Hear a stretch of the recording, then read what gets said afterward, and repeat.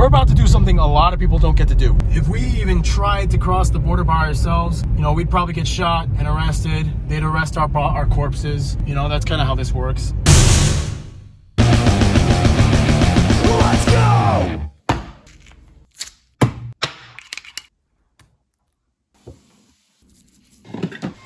Okay, now I gotta act all smart because I'm like a geography channel and it's kind of what I do.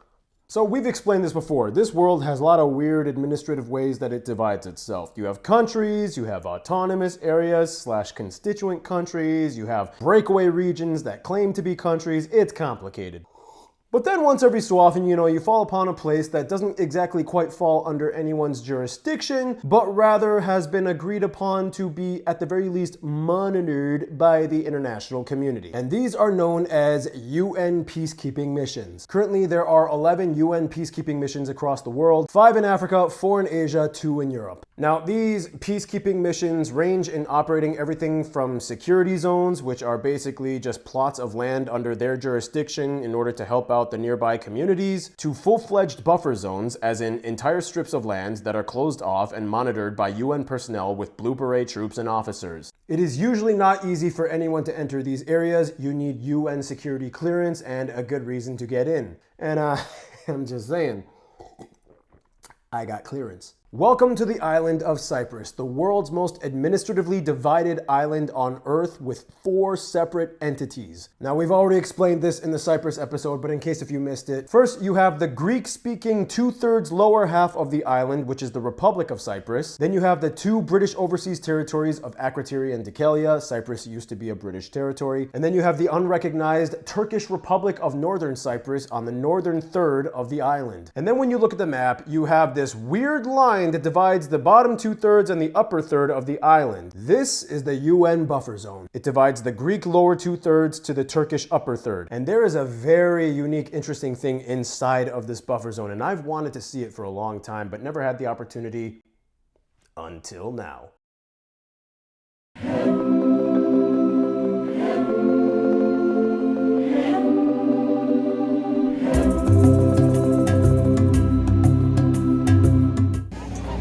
So I'm in Cyprus and I lost my voice. Okay.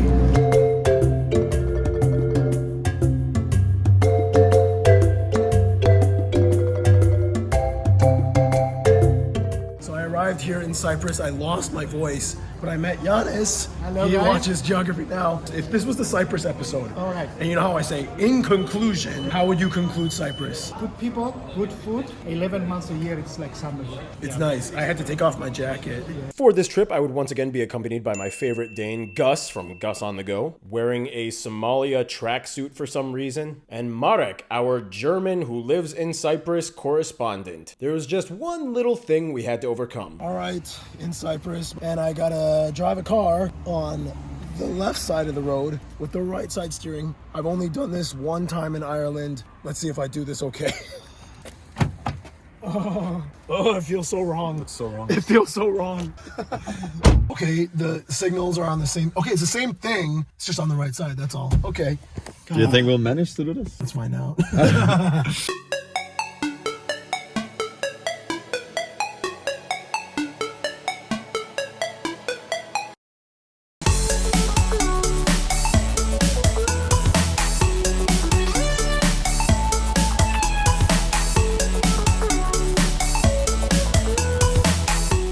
So today, I got a little surprise for Gus. So what's going on? He doesn't know what's gonna happen, but yeah, I've been planning this for a while, and you're gonna see. You're gonna see. I think you'll like it. You just told me to bring my passport. Just bring your passport, bring your recording equipment. That's all you need. All right. Let's go. All right. Breakfast in Cyprus. I'm gonna go to this place right here. Sorpas. I love these. These are my favorite. That's good.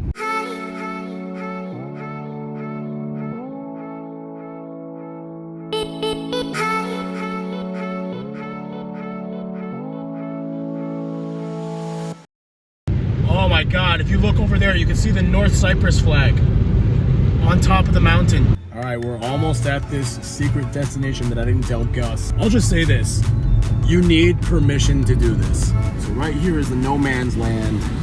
In 500 meters, at the roundabout, take the second exit. So, the secret is, We are going to get access to the UN buffer zone, and we're allowed to record it. We have an escort, a UN officer, who's going to take us to the old Nicosia airport. Very few people get the opportunity to check this place out. Gus, now how do you feel? It's gonna be cool to see that airport. Yeah. As I said, very few people see it, so why not? Like, this place has been abandoned since 1974. We're doing it. All right, so we're about to enter the Foxtrot entrance of the UN buffer zone. Civilians are not allowed to do this. You have to have special granted access permission to get in. And that person is our contact. We are officially entering. We are now officially in no man's land in the middle of Cyprus. We're about to do something a lot of people don't get to do. The UN flags, the Serbia flag for some. So here we go. This is the airport. The abandoned runway. The old terminal. Nobody has used this airport since the 70s. So these guys are gonna show us these peacekeeping officers. This is pretty cool. So we made it to the old Nicosia airport. You cannot get in here without access from the UN, and you have to get permission. They give you this entry pass. They hold your passport at the gate, and then you come here. This place has not been used since the whole situation that happened in 1974. If you look around, see there's the runway. It is huge. It is empty. There's grass sprouting from the cracks in the runway, and as you can see, clearly it hasn't been used in a long time, and this is insane. This is quite the experience. Not a lot of people get to do this. Oh hey, it's Mini Barb's here, and I'm just at the old Nicosia airport. How's that?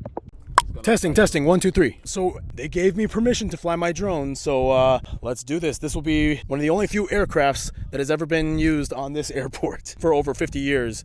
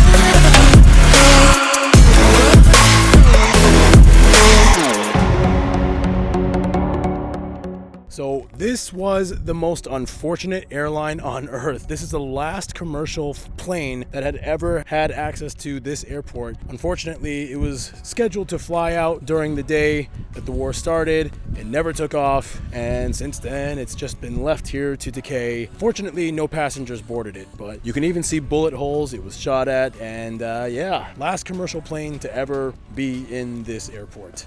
Yeah, it's just so weird being here. We are in a gray zone. We're in a buffer zone. Technically, this doesn't belong to any country. How do you feel, Gus? As grey as it gets.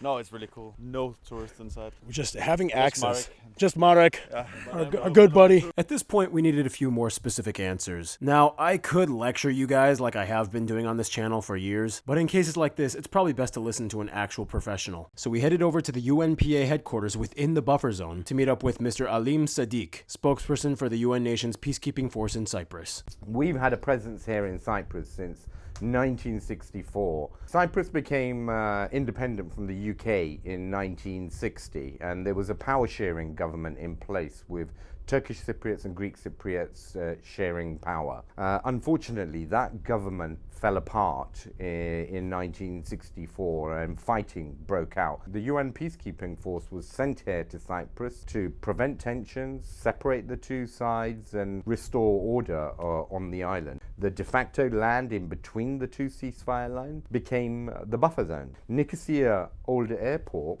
was a fairly new airport. It had only opened in the late 60s and it'd been running for a few years before the conflict really took over. So both sides were fighting over the airport. The UN force commander on the ground at the time asked for authority to declare the airport a UN protected area, and from that moment onwards it's been frozen in time. We have removed tens of thousands of landmines, but there are still as many as 27,000 landmines littering across this buffer zone. We didn't want to be here for 60 years, but there's a need for us to be here. There are tens of thousands of people who live and work inside the buffer zone. So it's kind of the only place where Greek Cypriots and Turkish Cypriots can kind of be together. Absolutely. I mean, you've got to remember, it was only since 2003 when the first crossing point opened that for the first time you had Turkish Cypriots and Greek Cypriots crossing to the other side to meet each other for the first time. And since these crossing points have opened, we've now have as many as 9 crossing points across the buffer zone.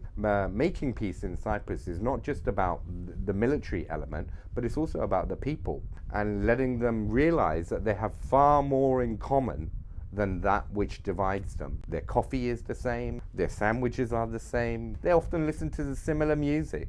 And that's what gives me hope for a solution here in Cyprus. Now, I had to go see one of these crossing points in person. However, crossing by car is complicated because all cars entering either side are required to buy an insurance package since they do not accept the other side's insurance. The best way to avoid this complication is to go to the most famous crossing by foot, aka Ledra Street in Old Town Nicosia. This is an interesting one. So we did the UN buffer zone. Now we're gonna see another complicated part of Cyprus. Going to cross over Ledra Street, which is a part of the old city that is split between the Greek side and the Turk side.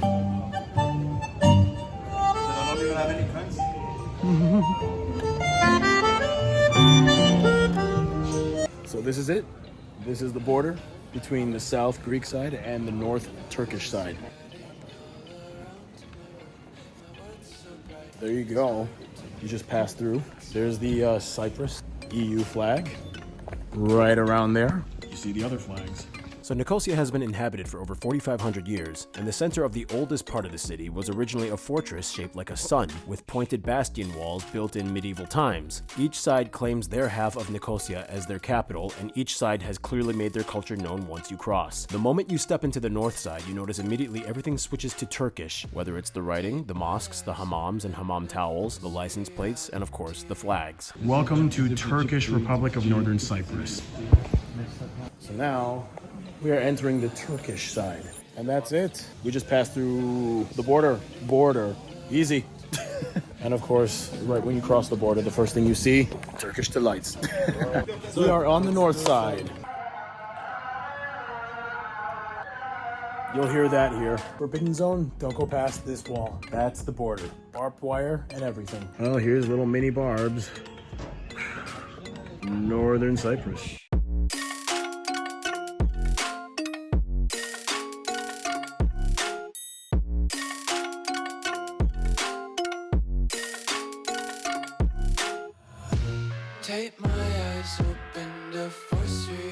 All right, so we're just gonna have a little lunch here on the northern side. Gotta have your ayran.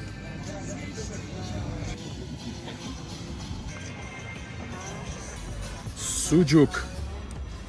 This is my favorite Mediterranean / Middle Eastern dessert, kunefe. Oh man, it's just stretchy, sweet cheese with syrup and the phyllo noodles on top. Ah, so good. Crazy, I just got recognized by these two Nigerian sisters. What are your names? Saleha, Khadija. We're mixed, Nigerian Sudani. What did you think of the Nigeria / Sudan episodes? It was not bad, it's okay.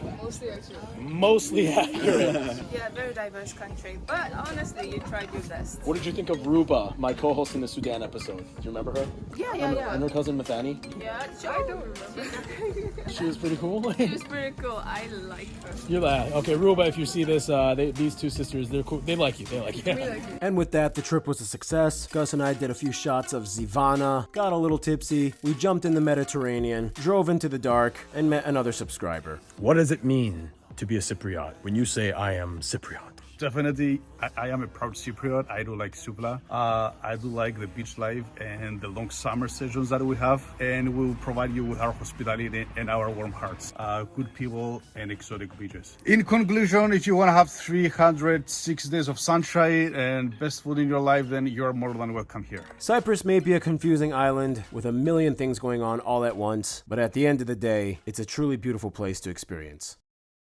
So there you go, that's the island of Cyprus. If you want a very unique experience in terms of sovereignty claims, Cyprus is the way to go. The old Nicosia airport, that was a treat. I'm really glad I got to do that. Final side note, if you want to check out this place, just don't try to sneak in. It's very illegal. They have motion sensors, you know, you could get arrested and it's very illegal. I know some other YouTubers have documented themselves sneaking in and all that, but like, you can get permission to check out the place, you know, it's just don't break the law, okay? Thank you so much to the people that were working at the UN buffer zone in Cyprus for allowing me this opportunity to check out the area and document it. So thank you guys once again. In any case, I don't know, hope you guys learned something or whatever. Hope you like this video. By the way, you can get a Geography Now mug at geographynow.com. Not selling out if it's your brand. Mini Barbs approves, which you can get them at figgyme.com. Cheers. Hope you guys are doing good. Stay cool. Stay tuned.